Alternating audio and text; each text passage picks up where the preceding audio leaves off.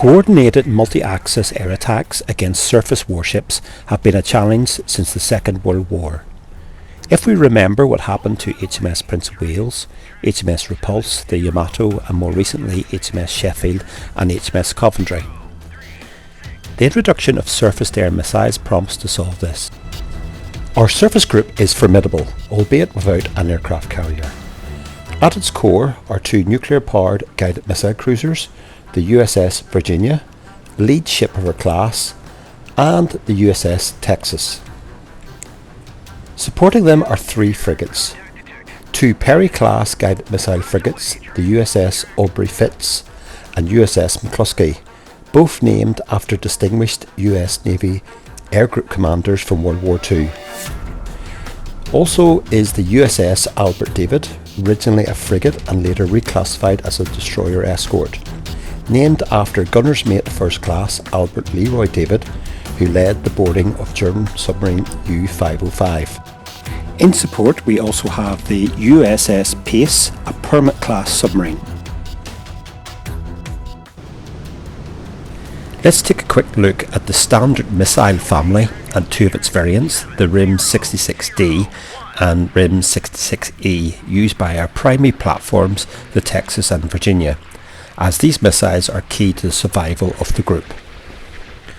The RIM-66D and 66E are best described as naval medium-range area defence missiles from the standard missile family, designed primarily to protect surface warships from air attack.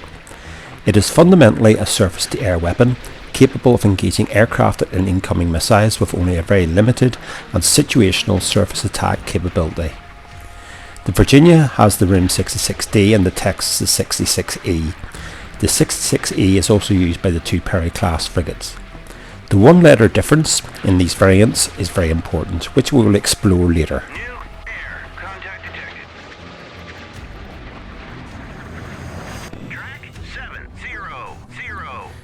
Our task force of 5 ships is operating roughly 50 miles off the coast of Cyprus and 60 miles from Syria.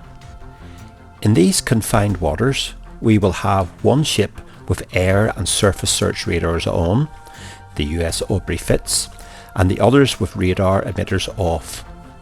With this approach, we'll hope to reduce our overall radar footprint, while still sharing data between ships using the tactical data link, Link 11.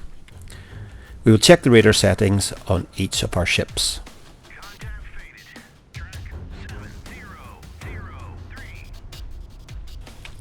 Looking at our tactical map, we have surface contacts to the west, northeast and east. There are a group of 5 ships near the Syrian coast in a very suspicious formation. We have an air contact which has been designated hostile, which we'll take a look at. Track 7004 is a Tu-95 RT at 30,000 feet, known as the Bear D, a Soviet long-range maritime reconnaissance and targeting aircraft. Developed from the Tu-95 bomber, it carries the powerful U-Spec radar system with a range of up to 220 miles. The radar can locate and track naval vessels relaying target coordinates in real time to submarines, surface ships or other aircraft for coordinated attacks. This aircraft poses a surveillance threat to our surface group. At this range we cannot engage it directly. A second air contact has been designated hostile, which when we look at it is actually 2 aircraft in tight formation over Syria and heading in the direction of our group at 20,000 feet, doing roughly 525 knots. This is our most immediate threat. In parallel, to find out more information on the 5-ship formation of Syria, I will bring the USS Dace up to periscope depth and then use its sensors. The USS Texas is our main anti-air asset in the group. It has the SPG-60 fire control director on the front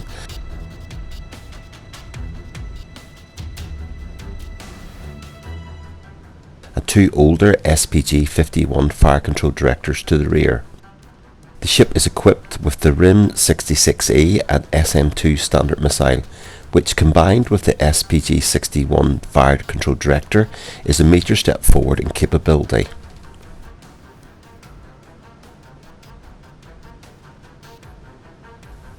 We will request identification from track 7003 and get no response. Both aircraft are in a tight formation and heading directly to our surface group.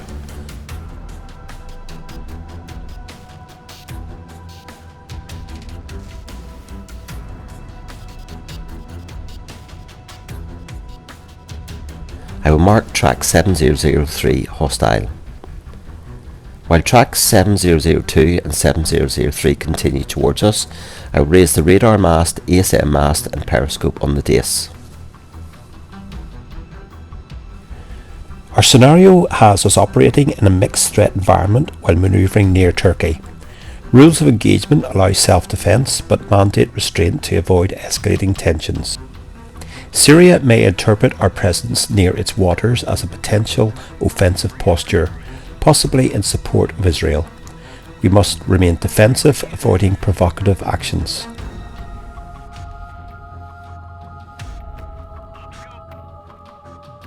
The USS Texas is armed with 44 RIM-66E surface-to-air missiles.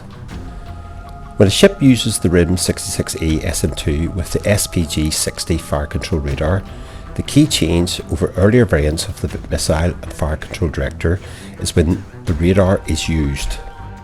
The missile launches and flies most of its course using inertial guidance, without needing continuous radar illumination. Only in the final seconds does the SPG-60 lock on and illuminate the target, allowing the missile to home and intercept.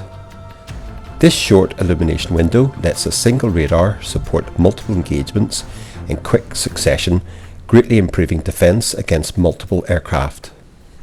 We have a dilemma in regard to engaging tracks 7002 and 7003 as they head towards us, based on the rules of engagement of the scenario. A similar predicament occurred in the Aegis. On the 3rd of July 1988, a US Navy warship was in a situation and accidentally shot down a civilian airliner. The ship was the USS Vincennes, operating in the Persian Gulf during the final stages of the Iran-Iraq War. The area was extremely tense and the crew had already been involved in combat with Iranian forces earlier that day. Iranian Air 655 and Airbus A300 departed Bandar Abbas on a routine flight to Dubai. It was climbing normally, broadcasting a civilian transponder and flying alongside a recognised air corridor. However, Vincennes mistook the aircraft for an Iranian F-14 fighter, believing it was descending to attack. Under pressure and with conflicting data, the decision was made to fire. 2 SM-2 missiles were launched, destroying the aircraft and killing all 290 people on board. Later investigations concluded the shootdown was caused by human error and misinterpretation, not a technical failure. A tragic reminder of the fog of war.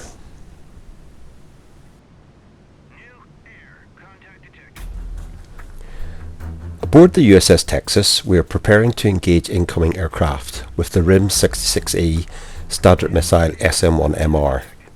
We're ripple firing a 2-missile salvo to ensure a high probability of kill.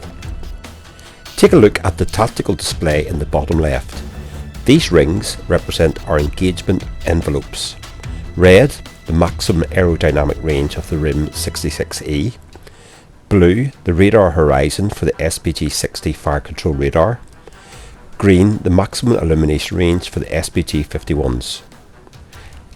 Tracks 702 and 703 are 26 nautical miles out and closing fast. In the 1980s, the Syrian threat profile was distinct. Unlike the French-made Exocet, Soviet-made standoff missiles like the AS-7 Kerry, AS-10 Karen and AS-14 Cage required the launch aircraft to close within 67 miles. To stay ahead of the curve, I'll initiate the intercept at track 7003 at 18 nautical miles.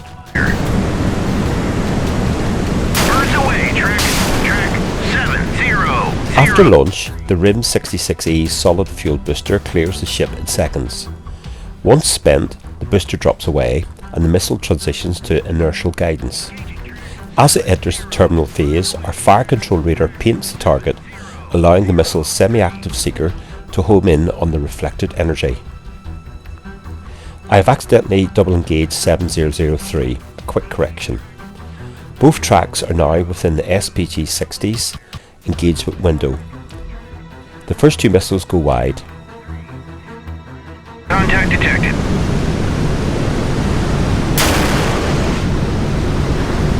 Splash track. Birds away. Track 7003, identified now as a MiG-28, is down.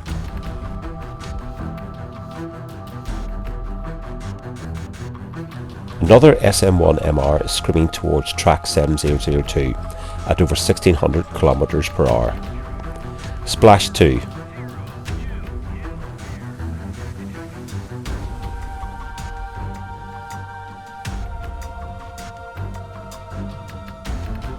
The immediate aerial threat is neutralised.